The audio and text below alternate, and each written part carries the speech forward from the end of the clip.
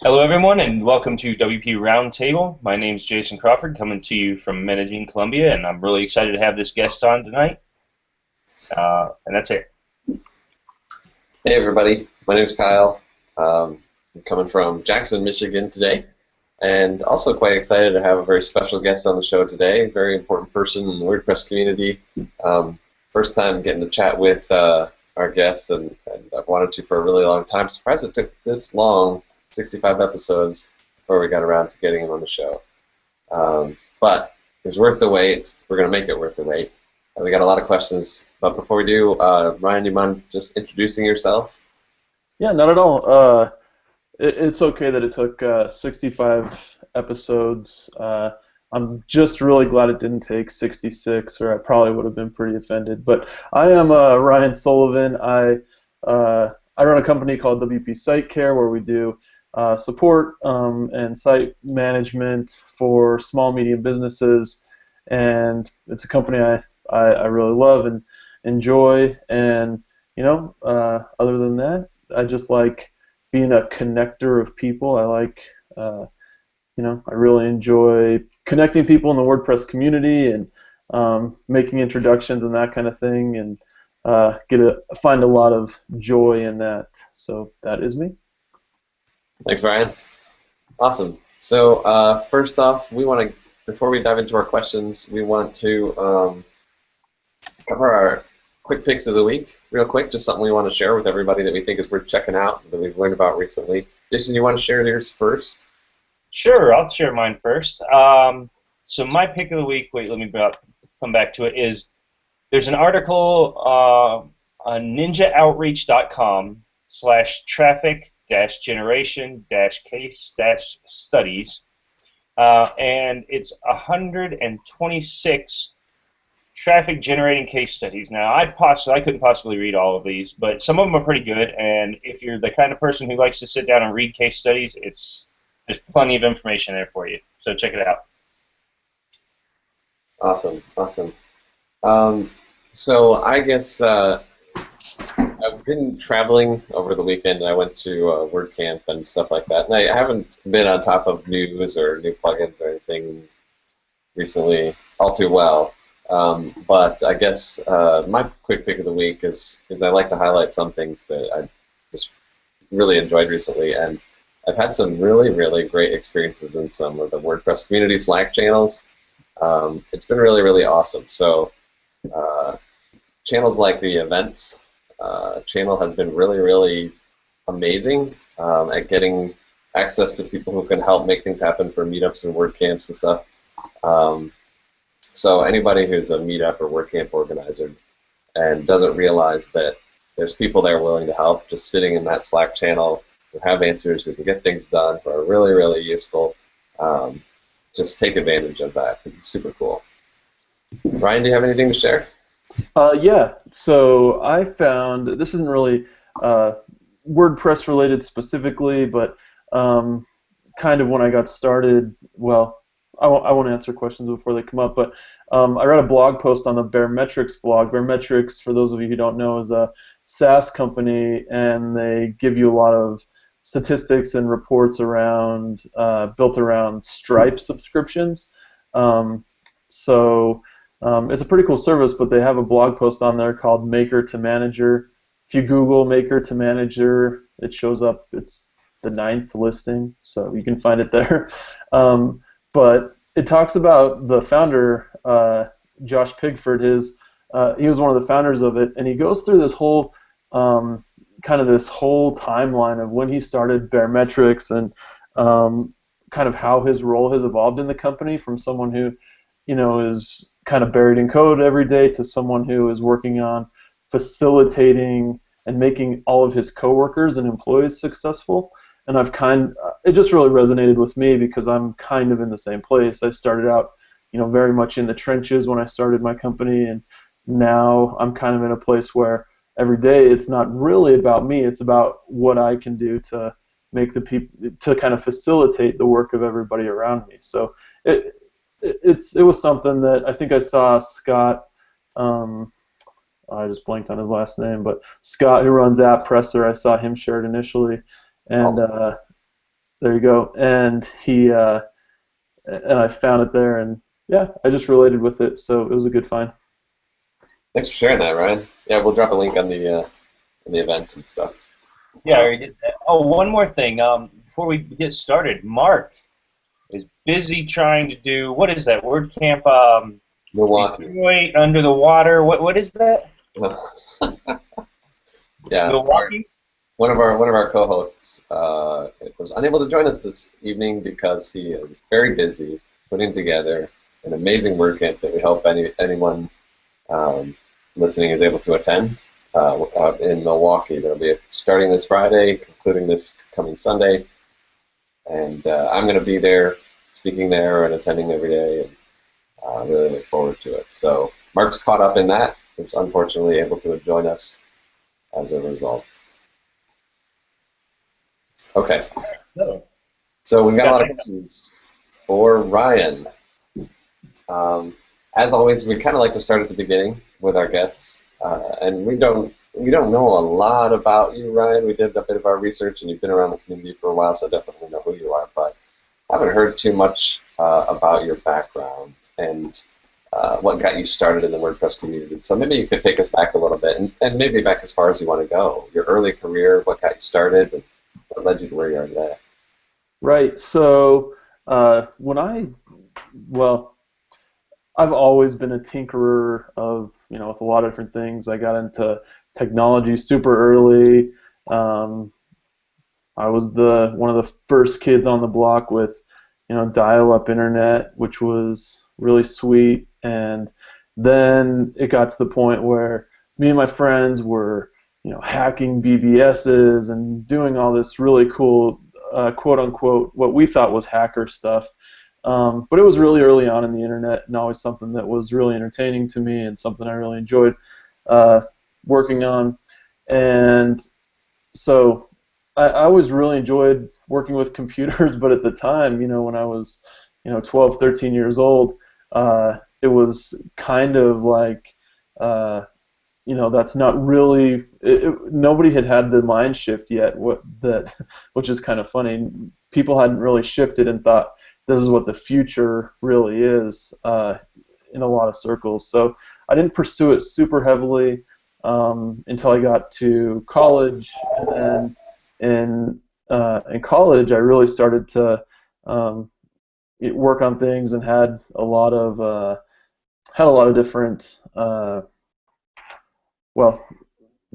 I started pursuing business in college and really ended up hating that really quickly.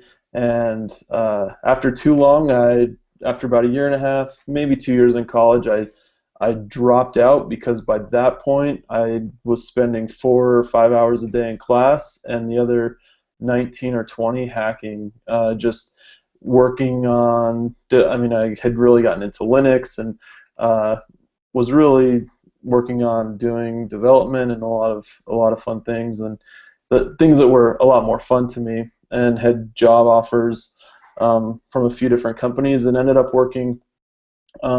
Started out in IT at a software company, and they were building software applications for healthcare systems. So there was a huge security component to that, and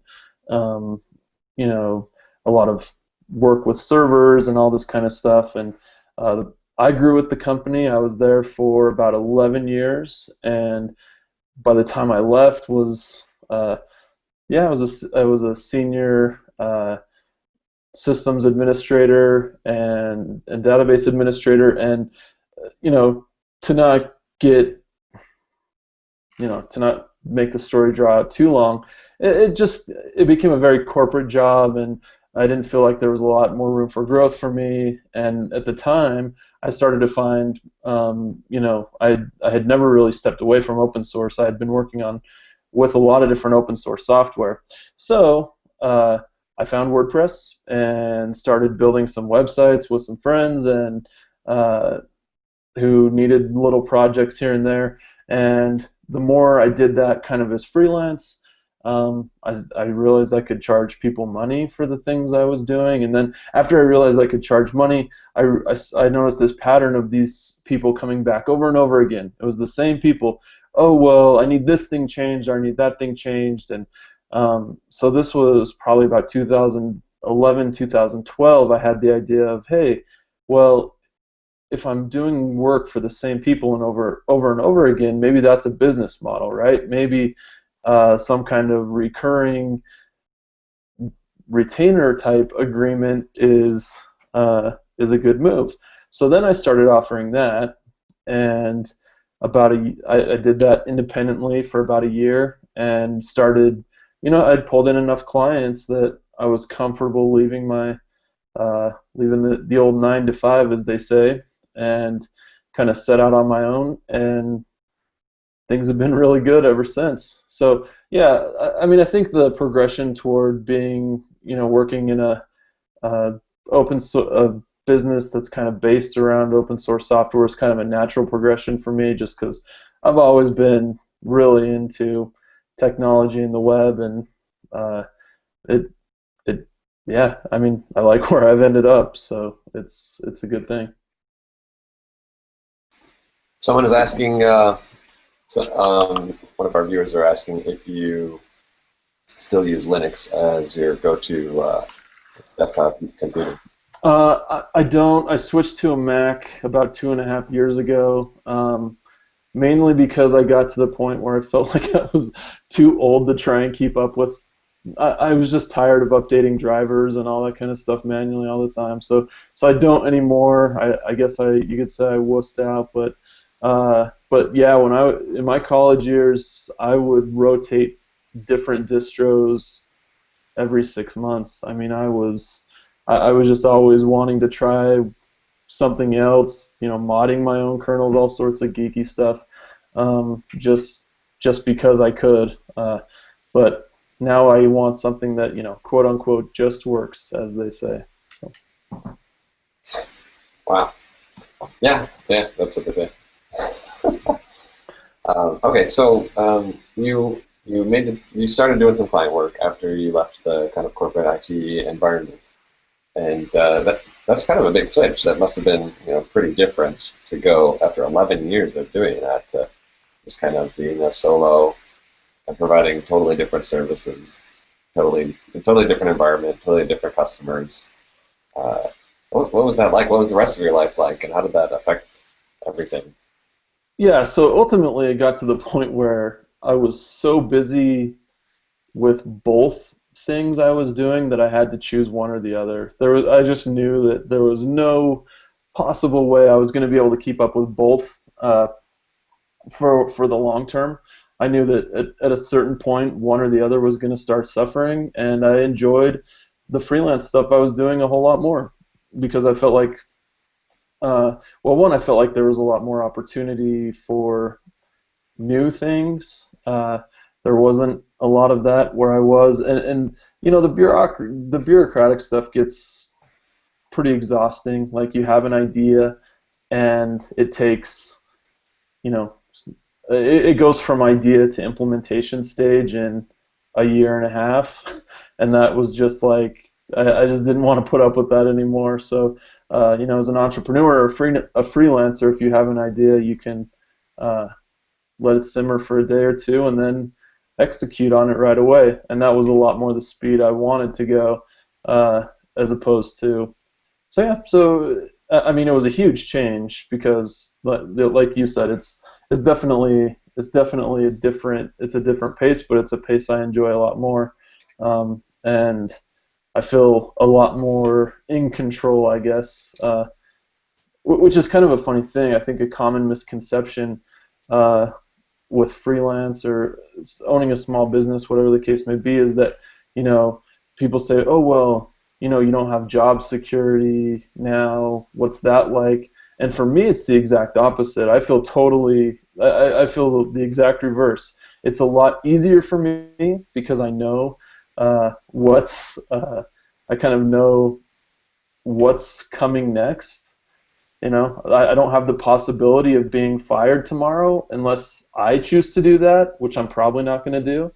So, it's this kind of idea of, knowing what's coming next and being able to adapt as opposed to just being blindsided someday. So, I I I really enjoy this type of work a lot more than the corporate stuff. So I've got to ask, what exactly would be the criteria for you finally making that decision to fire yourself? It would be bad. I'd probably have to screw up. Actually, it's I would have to say that I might be harder on myself than I am some of my employees. So it might make. Uh, yeah, that's actually a really good question. I would have to screw up pretty badly. I mean, I would have to lose a giant client or something to really make myself kick myself out the door. Because one, my wife would be super upset if I lost my job and the person who fired me was me. She would not be happy about that. And Not even if you two, got a good severance package? yeah, well, that's the one thing. No matter how I left the company, I would probably end up with a reasonably good severance package. But then my coworkers probably wouldn't be very happy with me either. I think what I would do is I'd leave it up to them to kind of vote me off the island if I screwed up really badly. I don't think I would actually fire myself. I think I would probably just, say, hey, this is what we're up against. Is it time for me to go? And then I'd let my coworkers make that call. All right, sweet. So we're kind of interested a lot here in knowing how all these businesses operate. And how did you start the business process when you just began? So we understand, I think, or maybe you can take a moment and explain to everybody what WP Site Care is. But yeah, definitely, what was the business processes that kind of that initial phase that kind of tripped you up and you had to overcome? Yeah, so they're, deciding when I initially left my other job, it was um, I had actually matched my income with freelance work. I have 3 kids, and so things like health insurance and a somewhat steady income are things you can't just take for granted. Uh, so I had to make sure that I was like financially set for the next 5 or 6 months in case this freelance thing totally bombed and didn't work out the way I thought it was going to work.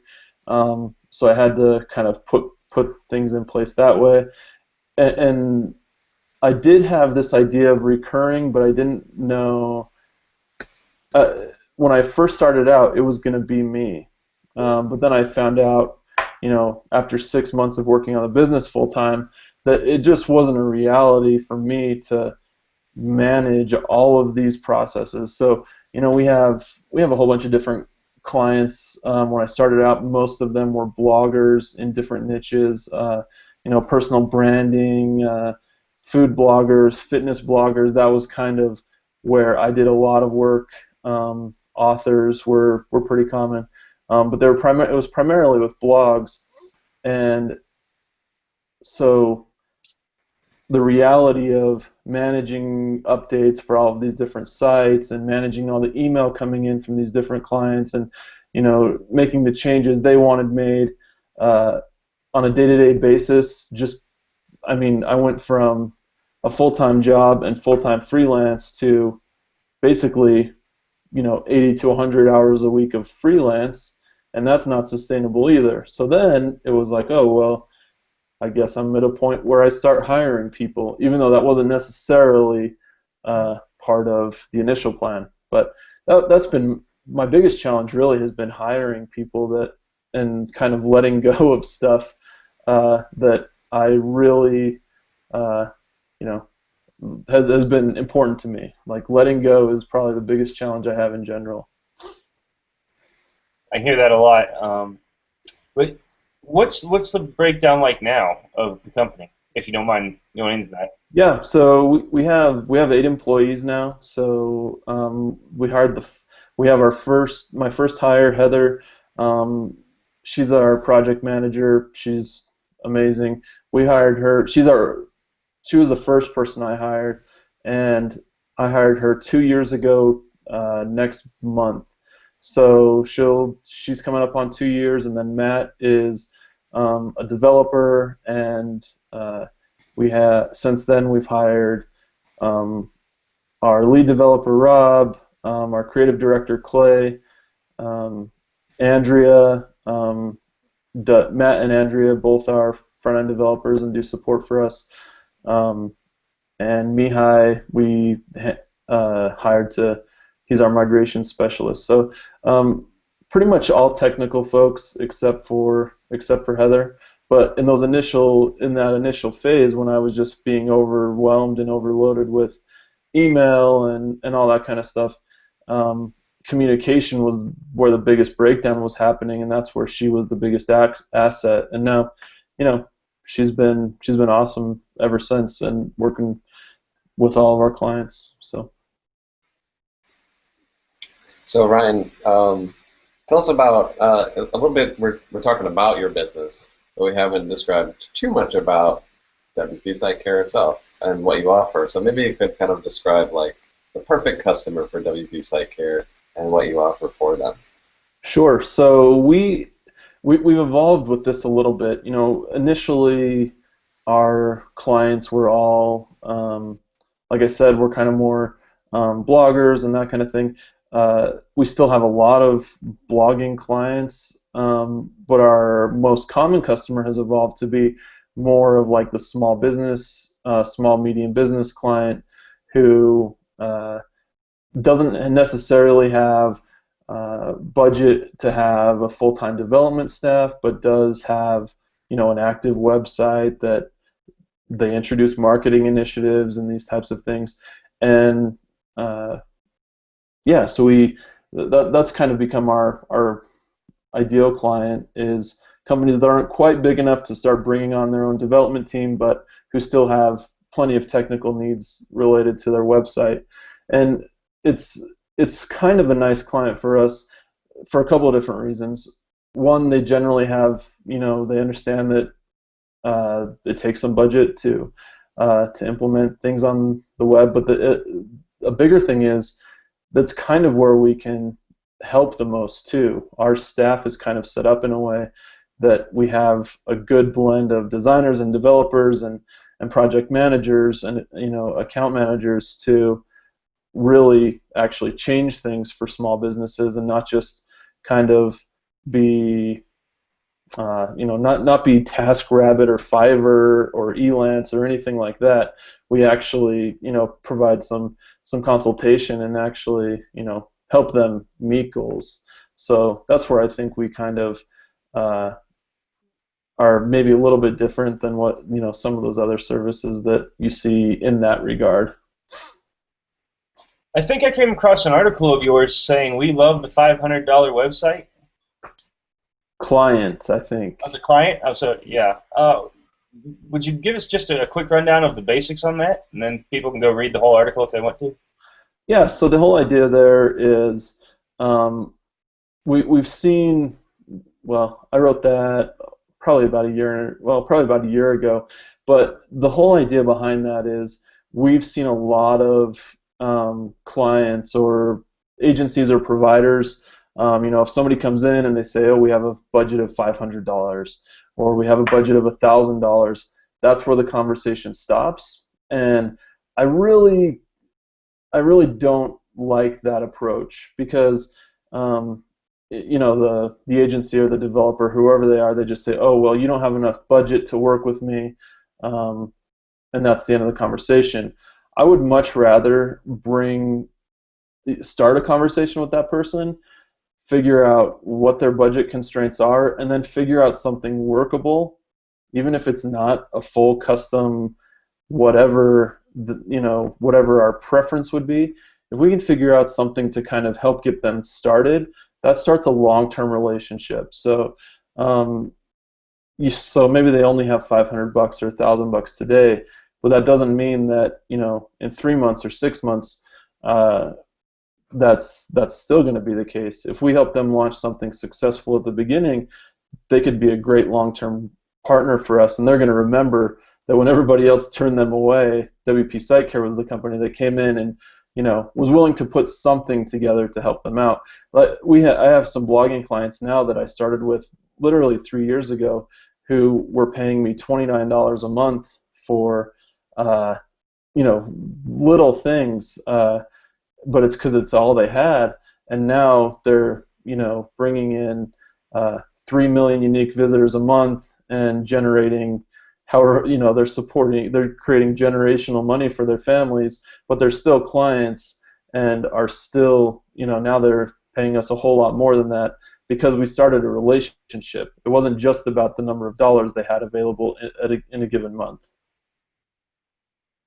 Nice. I really enjoyed the article, and for anybody watching, I'd recommend it. It's a good read. But my next question is, if there was anything you could change about what you're doing now with Site Care and the business model, or how it runs, didn't require any effort, just a quick snap of the finger, and you could have it changed. Is there anything? What would you change about business? Well, probably the thing I'd change next is the thing we're about to change, which is it was a lot more than a snap of the finger, but we're getting into products. We're taking a little bit different approach to it than I think a lot of people, than anything I've seen anyway. We're going to start open sourcing. We're going to start releasing products, and we have a few free plugins on the repository now. We're really into quality before we ship anything. We're probably one of the few product shops that doesn't have the just ship it mentality. We have a pretty extensive QA process for all of our stuff, but we're gonna start open sourcing some themes and putting them on the repository. Truly premium themes, but we're going to be releasing them for free.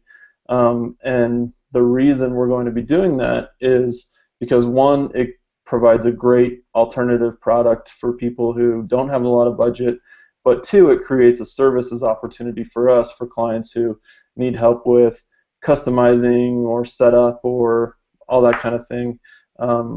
That'll be something that, as the creators of the theme, that's who I would want to work with if I was looking for somebody to update the site or make it look nicer or change the layout or whatever the case may be. So we're going to use that as kind of a catapult to build our services more.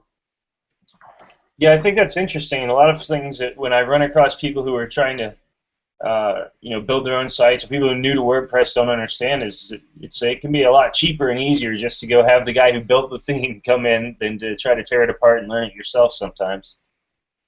Definitely.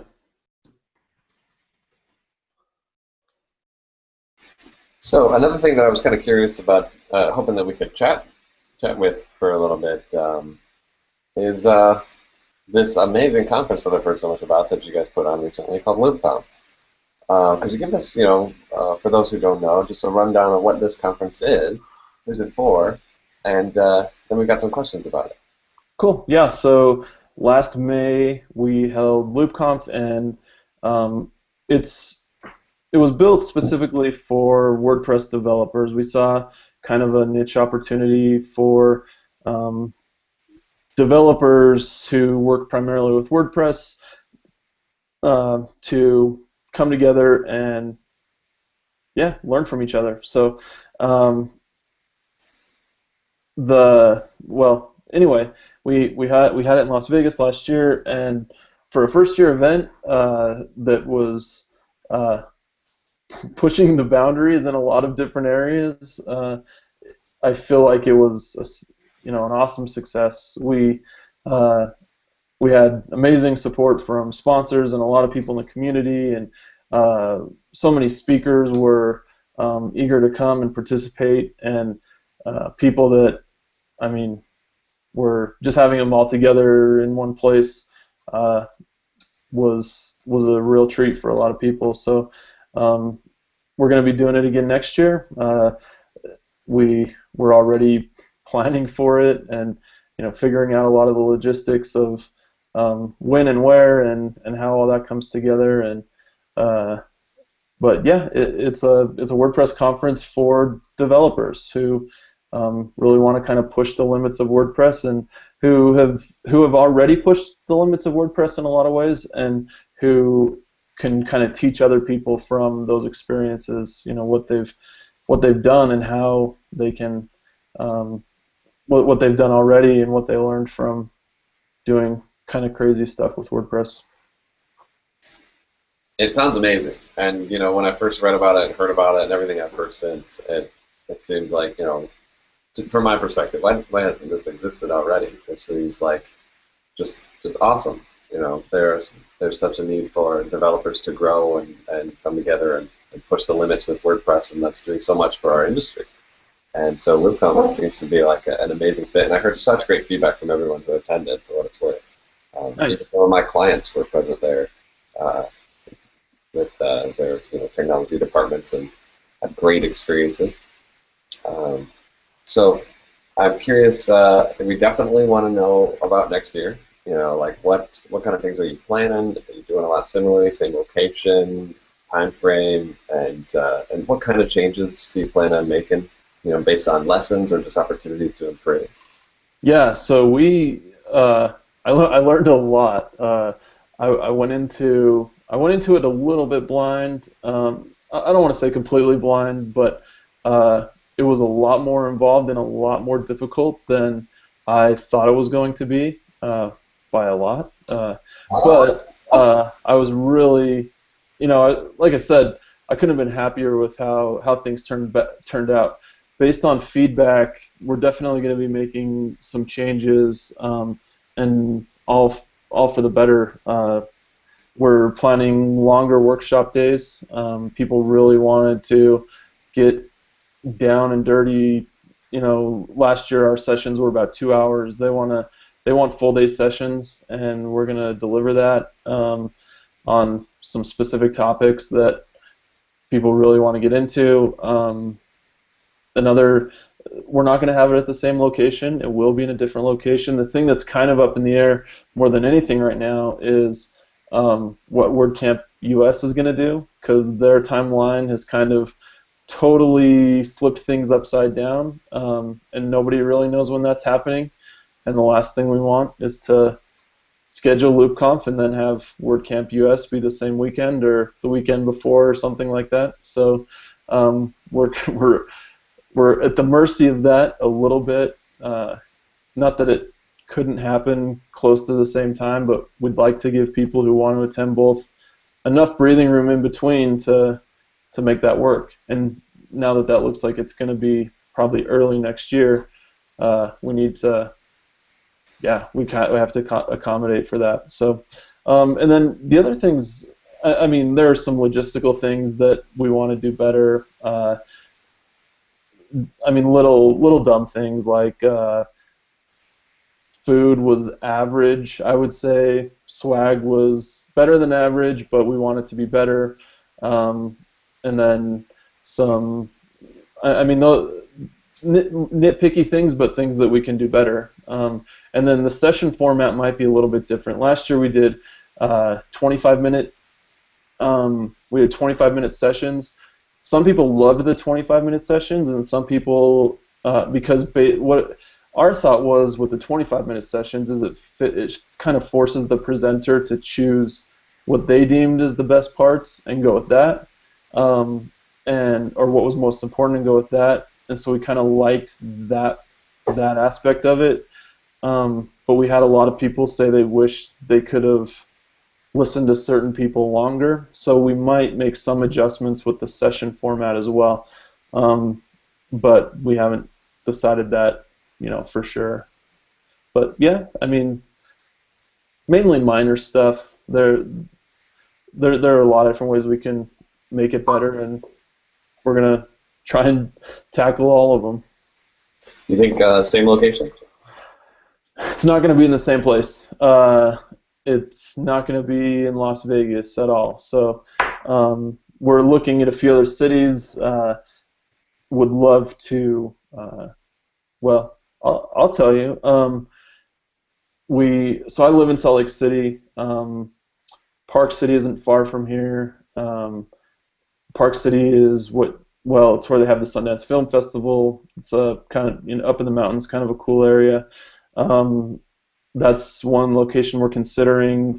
Fort Lauderdale, Florida is another, and Austin, Texas is another. But again, those all kind of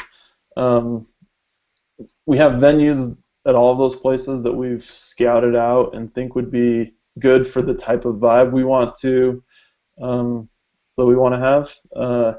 But you have to have dates before you can even start, more serious conversations with any of those places. So we hope WordCamp US figures it out soon. Yeah. Oh, there's just so many people just holding their breath and waiting on that at this time. Yep. Kind of crazy.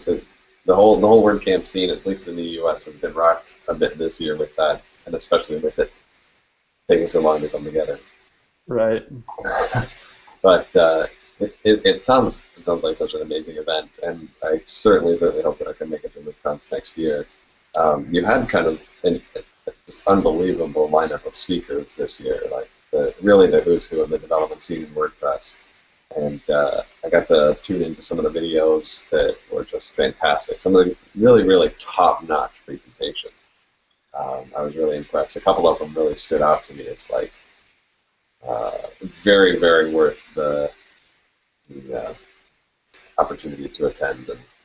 And I was wondering whether there were any that really stood out to you. If you got to experience some of the sessions, or if there's anything that you thought really stood out as like, this is special. I'm so glad we got this at our event. Yeah, there's an obvious one. Mason's talk was, he he disclosed like something that there's no way you could have heard it anywhere else. And for him to bring this up, if you're not familiar, basically he came out and said that the entire emoji update in WordPress 4.2 was part of a security vulnerability patch that had been that wasn't disclosed and had existed for a long time in WordPress, but they couldn't disclose it because it was so widespread. So they basically almost gave a Trojan horse to everybody in WordPress, and emoji was the Trojan horse, more or less. But not only, he was talking about some very, very low-level development stuff, and still did it in a way that I felt like everybody could comprehend pretty well, at least to some, at least at some level, what was going on. And it was absolutely phenomenal. I think that video has over 10,000 views on YouTube now. It's just one of those things that it was just like, holy cow, he just let this crazy cat out of the bag. And for him to do it at our event was, it was an honor, honestly. It was something he couldn't, he didn't have to do it at our event, and we were super grateful that he did, because it was a classy move. I love it. I thought that was phenomenal. I thought it was a good choice of event to do something like that, and it definitely, my mind was blown when I watched the video. Yeah. Totally. Despite my inability to spell CSS, Kyle forced me to watch that one video. Yeah. Yeah. So we can expect more. If we can expect more of the same next year, then that's going to be good things for everybody, right? We're planning. Yeah, we're planning on it. That's what we want to. We want to do the other thing I was going to mention actually is one of the other comments that came up was because the event does have a little bit higher ticket price, it's not as accessible an event as some of the others, as a WordCamp or whatever. So we're going to be putting in a scholarship program as well the next time around to kind of help offset that a little bit.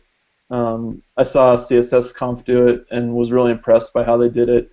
They had a diversity scholarship that basically said, allowed people to apply, and then basically set up funds for them to be able to travel and attend the conference. And worked out really well, and I really, WP Site Care was able to support that endeavor as well, and get some people who normally wouldn't have been able to attend the event there. And we want to try and do the same thing with LoopConf. So we'll have a more kind of fleshed out scholarship program next time around.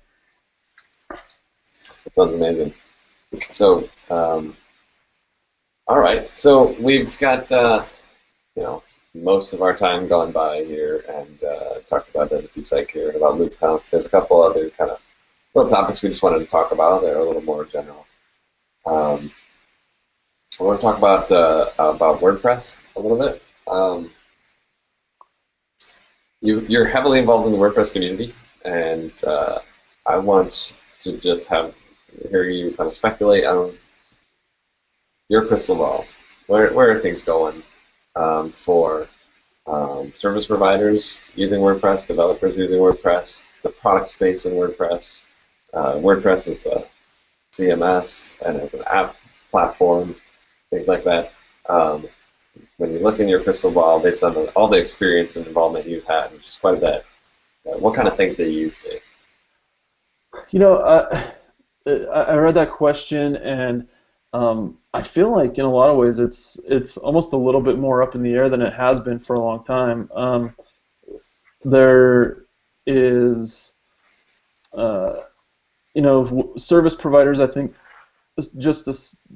with the saturation of WordPress on the internet as a whole, I don't see service providers who are providing a quality service and who are doing a good job for their clients. I don't see the well running dry there for a very, very long time. Products are a little bit different, right? So themes do seem to kind of be hitting this commodity trend, but I don't know that. I still think there's room for disruption there somewhere. I'm not exactly sure what that is, but I would really hesitate to be the person to say themes are a commodity and stay out of the theme space altogether, because I don't think that's the case either. Plugin developers seem to be doing great, and adding custom functionality to a site is something that I know that a lot of times this is a lot of times, and this kind of falls into that $500 client thing. A lot of times we'll recommend a commercial product because for us to build something similar with even a small part of the functionality would cost a whole lot more than it would to buy something off the shelf that's going to be supported for a long time. So I think SaaS integrations and SaaS backends are kind of you're seeing a lot of development in that area. You're seeing companies who are like CoSchedule is one that comes to mind. Their WordPress plugin is pretty limited, really.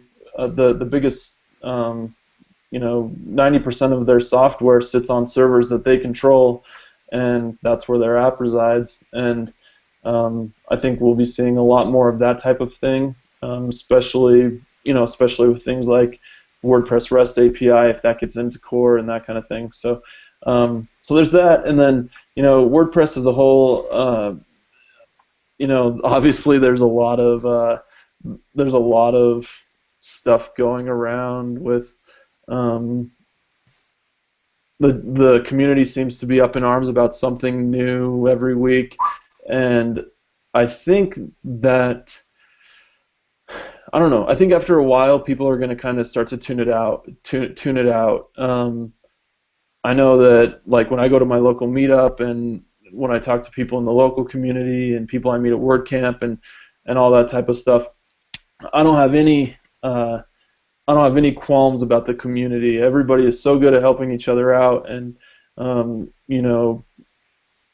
making connections and doing that kind of stuff. There's a lot of noise on Twitter about how terrible everybody is, and I think it's a loud minority. I think eventually we're just going to start ignoring that stuff. I know I've got to the point where I don't really even acknowledge it anymore. I just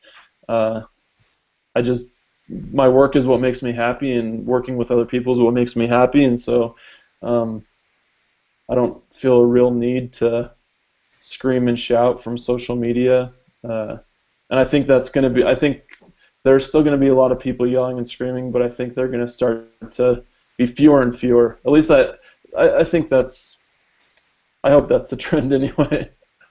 I certainly hope that you're right. And I mean, we could probably, WordPress has been around a while. Probably those of us who've been in it for a while can look back and just acknowledge that this happens. There's going to be conflicts and contention, and time kind of heals all wounds eventually, or whatever disputes there are, or whatever changes happen in WordPress core, it kind of just works itself out over time. And I feel exactly the same way that you do. I don't want to acknowledge it. I don't want to talk about it. It doesn't affect me, or not the part of the community that I want to shine a spotlight on. It's not constructive. Right. So, which leads me to the next question that I had. Now I almost don't even want to ask it now. I want to find another question, but no, you got to ask it now. I was going to ask if there were any things about WordPress itself, or the world of WordPress, that you don't really appreciate, or that you don't really like, and maybe something different than what we talked about.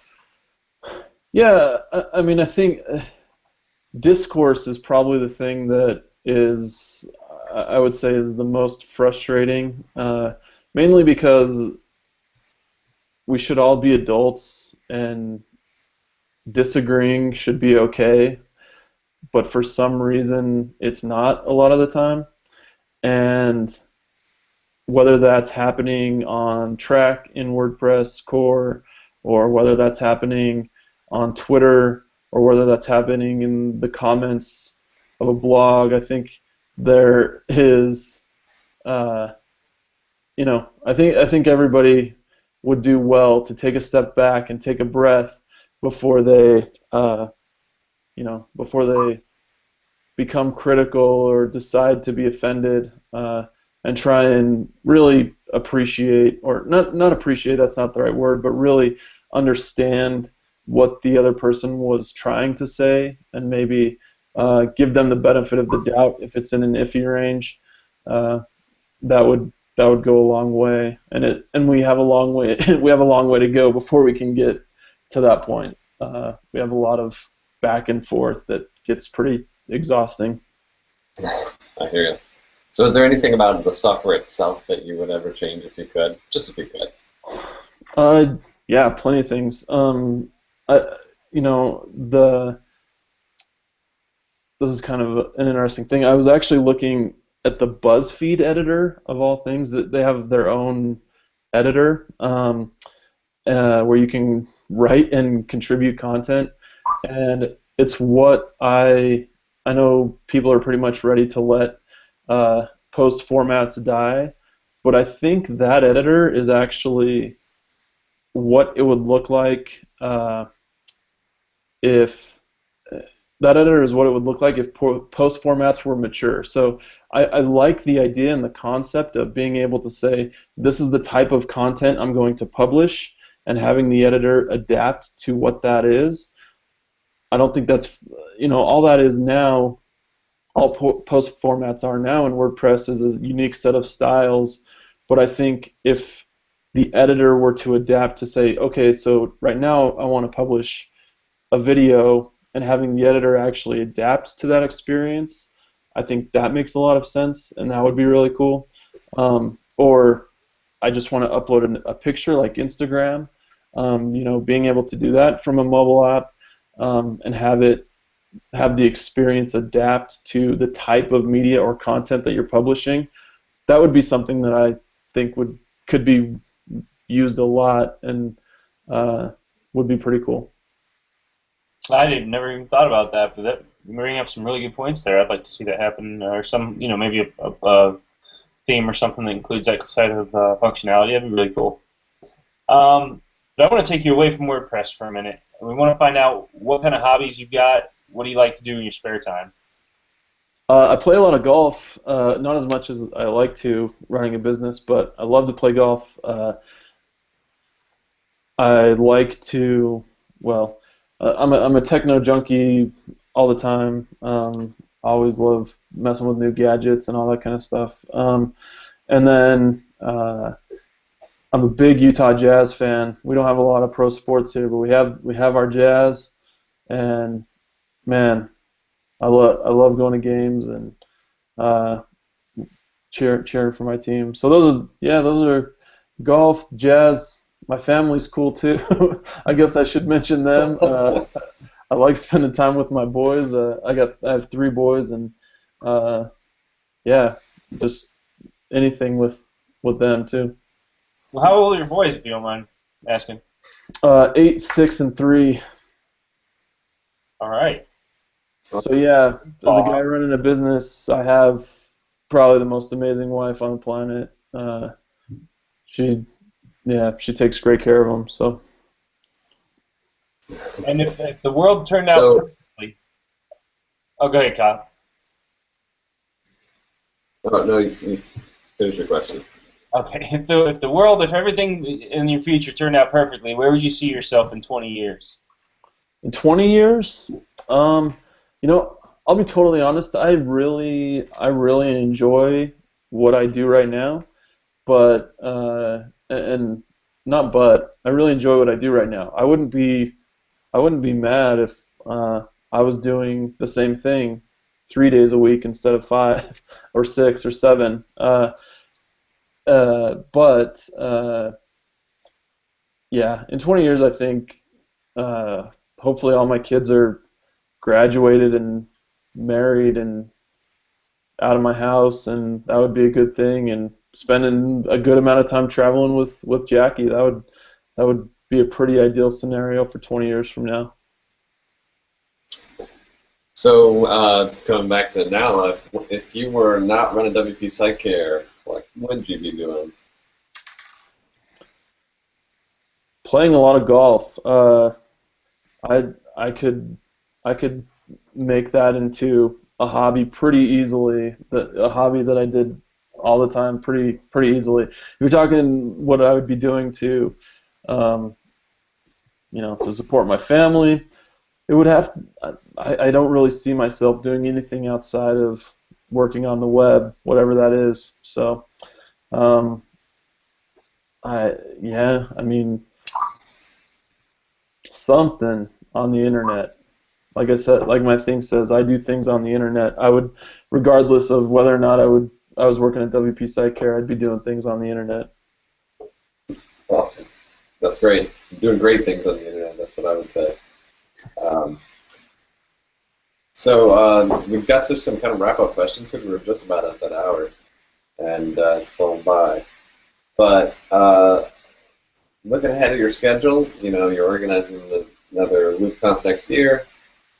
You told us earlier you've got kind of a busy summer going on, but we always like to ask our guests um, what anything in person plan on participating in, whether it's work camps or other conferences or meetups locally, where people could bump into in person.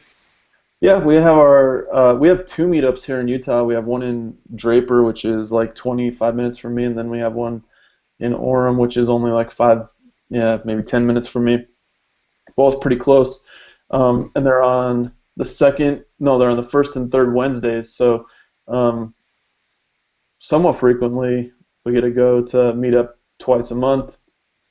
WordCamp Salt Lake City, which is a really awesome WordCamp that everybody should come to, is September 12th. So that's the weekend after Labor Day. That'll be a good time. And then I'll probably actually be hitting a fair number of WordCamps throughout the fall. We have a few family things this fall too. We have our WP Site Care retreat is likely going to be this fall, around November. Probably can't see me there, but that's something I have coming up. But yeah, meetups every month and our Salt Lake City WordCamp, and probably a few other WordCamps this fall. So That's awesome. Well, I hope that we collide in at one of them in the not too distant future. So another question I want to get your thoughts on this. Of course, I'm curious about what you'll say. Who are some people that inspire you in the community and that you think would make good guests for us in the future? You know who I would love to see more people talk to in general, not just you guys, just people who I wish would get way more exposure than they already do, is the folks at Sadaro. They used to be Blazor 6. They run Audio Theme, which is a theme shop for like garage, well, for bands and any type of musician. The type of work they're doing is kind of mind-blowing, honestly. Like, the stuff they're doing with WordPress is really cool. The LoopConf website, Brody Vircher. This is what's crazy about these two guys. It's Brody and Brady Vircher. They're twin brothers. One is a brilliant developer and one's a brilliant designer. And I don't know how that happened, but it's a pretty killer combination. And then they have Luke McDonald, who works with them as well, who is another designer developer. And the work they're doing, they have a whole bunch of themes on WordPress.com. But talking to any of those three guys about the stuff they're working on is super interesting. They basically just keep their heads down and are always working, so they don't, get on a lot of stuff like this. But I wish they would. Wow, that's a great recommendation, and you're right. No one's recommended them before, but I would love to talk about them. That sounds like a pretty cool group of folk. All right, so I guess we're about at that hour. So this has been a really, really amazing episode. Ryan, I just want to ask you if there's anything else that you'd like to share that maybe we'd like you to talk about, or that you just want to tell people about. No, I don't think so. I'm grateful you guys had me on here. It was a good opportunity, and good to spend some time chatting about this stuff. I always enjoy it. So, thanks again. Well, Thank you for joining. Yeah, the pleasure's completely ours. Ryan, thank you so much for your time. I recommend that everybody check out WP Site Care, and definitely everybody take a look at LoopConf next year and attend if possible, and as well as WordCamp Salt Lake City. And that's it for us, episode 65. Thanks for tuning in.